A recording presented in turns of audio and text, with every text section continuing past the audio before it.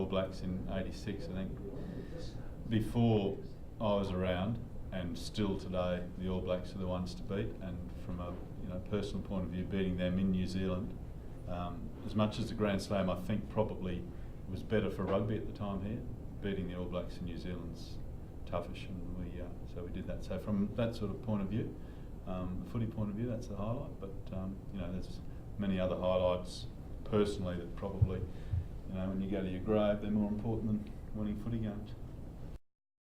I guess they've raised the bar from some of their own expectation, because the Super 14 wasn't as great as they've been in terms of individuals, but that's what they've been doing for 30 or 40 years. Whenever you think maybe there's probably 100 years, a bit of a slide, they jump up. And I hope that the Wallabies have looked at it not from the sort of academic way you look at a game nowadays, where tactically you've got to watch it and you decipher it and analyse it, but just having watched it on Saturday and the week before from a spectator's, reviewer's point of view, so they can sense that intensity that the All Blacks always have when it matters. I don't think you can necessarily do that if you're trying to look at what shoulder you should tackle with or what line out, all that stuff.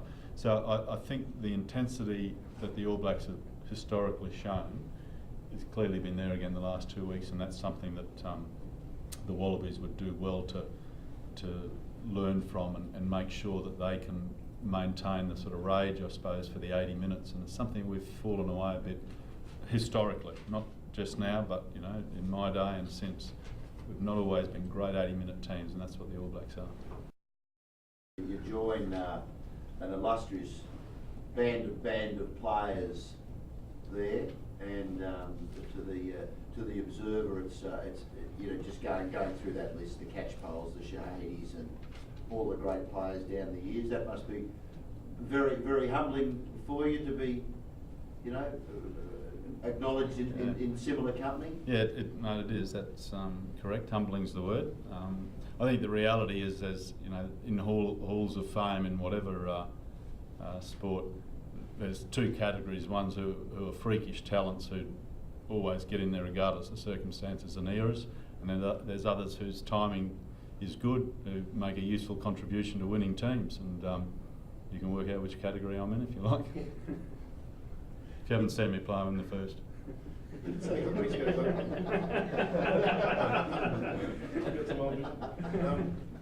weeks ago that you used to be an anti this 4-year, the way that every year is built up to now revolve around the 4-year World Cup thing.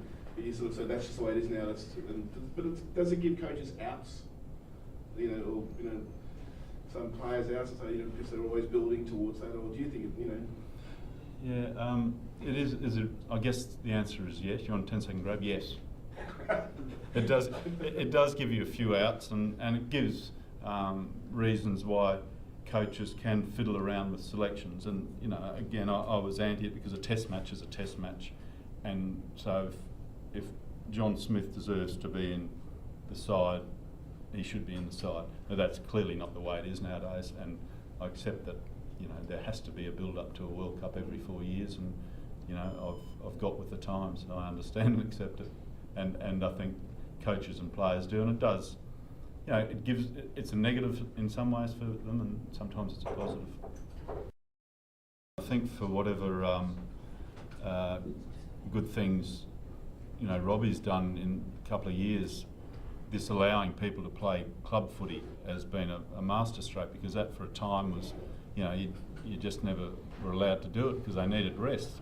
And it's quite the opposite, particularly the guys who have injured. They need to play footy. Now, obviously, stepping up from a club game to a test is a big deal, but it will have been a useful precursor for Will, Genius and the like. So,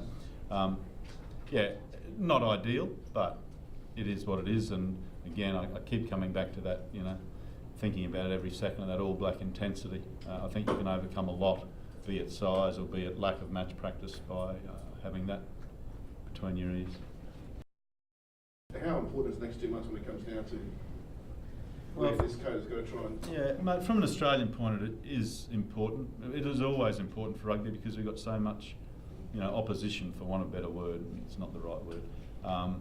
But I was just thinking, watching those last two tests, I mean, if a rugby league or an AFL person could watch the All Blacks play and those two tests and didn't like it, well, they're never going to like it. Because, I mean, it was non-stop stuff. My complaint about rugby has been able to go and make a cup of tea while nothing happens. Well, I didn't have any tea for the last 2 weeks, because they're just constant playing the game, ball in hand, not a million scrums and line-outs. So if those sorts of games can be played over the next 2 weeks, 2 months, and I think, by and large, the Super 14 was great, hell of a lot better than it was 12 months or 2 years ago. I'm confident that rugby will, keep its head above water. It's been difficult. In the middle of the footy season, we've had no footy from a rugby point of view in Australia, and it's always been a problem. But God willing, it'll be a decent couple of months now with good play. As I say, the last 2 weeks have shown how well international rugby can be played if people go in with the right attitude.